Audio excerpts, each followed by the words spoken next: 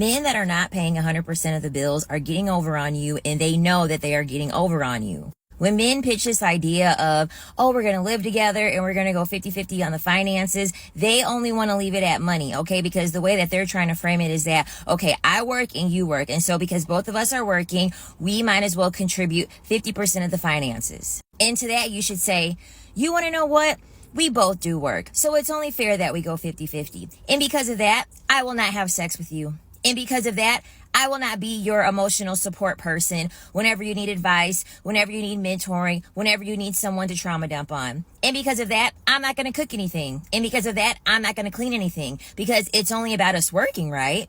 Oh, and not to mention, I'm not going to have your child. Yep, I'm not going to have your child because, like you said, it's only about us working, right?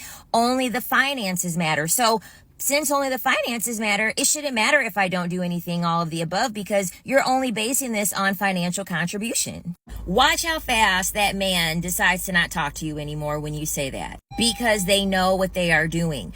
Men have way more testosterone than women.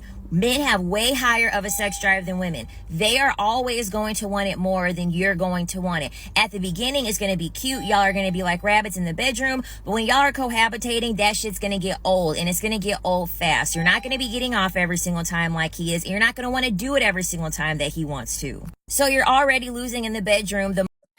These people are miserable, bro. Like, even a minute and a half into this video, they become annoying. Like, they become absolutely intolerable to listen to, because it's like the voice becomes a little bit more intolerable, the sentiment becomes intolerable, the disposition becomes intolerable, their mindset becomes intolerable. Who goes into a relationship trying to put all of these parameters on things to then basically ruin the relationship and make it so miserable till you don't want to be with the person? Why even get with the person in the first place if everything that you say and everything that you do is going to be toxic and problematic and issues and dividing? Yo, where I came from and where I was raised and how I operate within my marriage and my relationship, and I've been married for over 20 years, almost 21 years this month, is that we don't really separate anything. If she works, which she hasn't over the last 18 years, then it all goes into a pot. Me, it all goes into a pot. We don't divide it. We don't figure it out. We just both contribute. And the reason she hasn't worked is because I didn't want to do the daycare, and I wanted to dedicate the majority of her time into my daughter. It's just weird.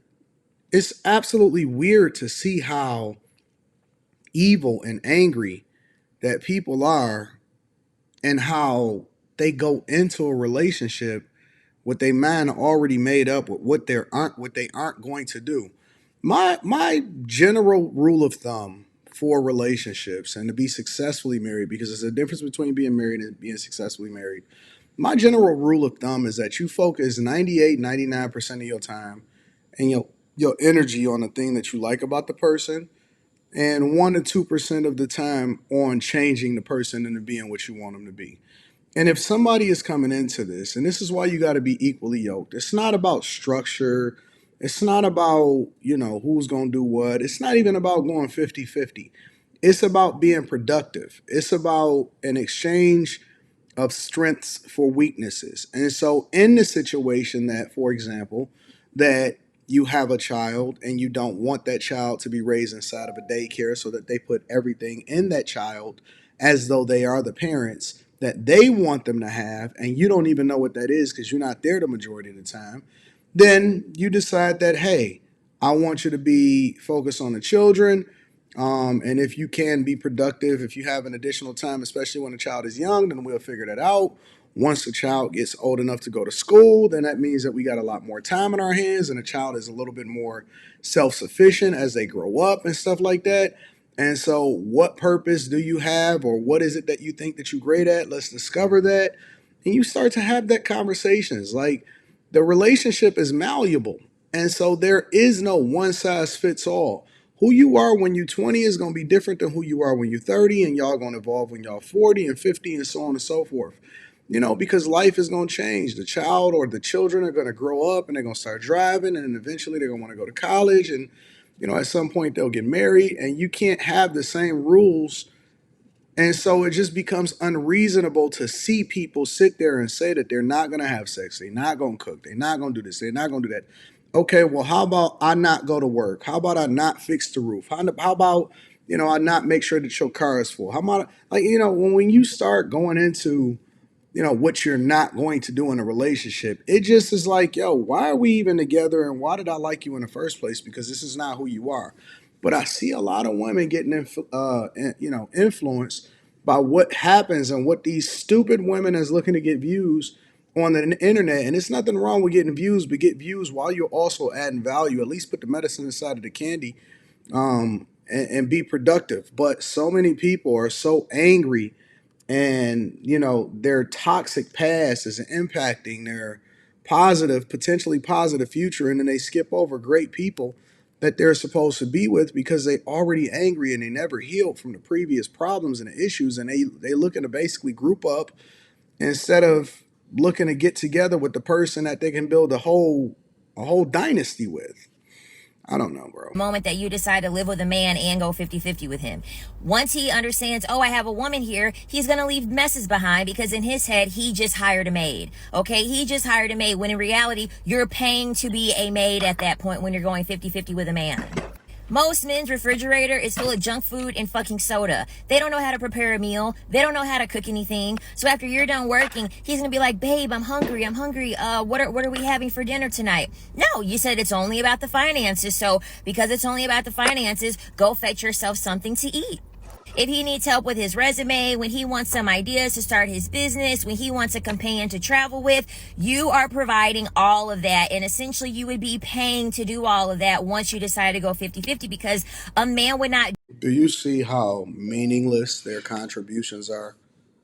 When he needs help with his resume, fam, I can get ChatGPT to go and help me with that. I can get Google Ultra and Gemini to help me with that. When he wants to have some trauma bonding, and do you see how meaningless the contributions are? Yet the demands is so outsized. Do any of these things if you were not in their life. If it were only about the finances, going 50-50, why don't they fucking get a male roommate? Why don't they get a male roommate? If it's only about the finances and both people are working and that's all they care about, they would have no problem getting a male roommate. It's because they're lying to you, and they know that they're lying to you. It's not anything to do with the finances. They're trying to hide the finances under the guise of the fact that there are non-tangible things that they are extracting from you as a woman, and they don't want you to know that, because if you know that, you're going to realize that paying 50% of the fucking bills is a scam. At that point, you would be paying in all areas with your finances, with your money, with your emotional labor, with your domestic labor, and with childbirth. You're going to be paying for that just to say that you have a man, just to say that you're going to be with a man. Do not do it. He should be paying 100% for everything with all the things that you provide. He's not going to be giving you regular orgasms. He's not going to be able to be emotionally there for you. He's not going to be able to provide a nice, comforting cooking meal for you. He most likely is not going to clean up after himself. And he's most likely not going to be able to put you onto anything in regards to experience, into refinement, into luxury. You're going to be the one providing all of that to them. Let them have each other, family. Just let them have each other.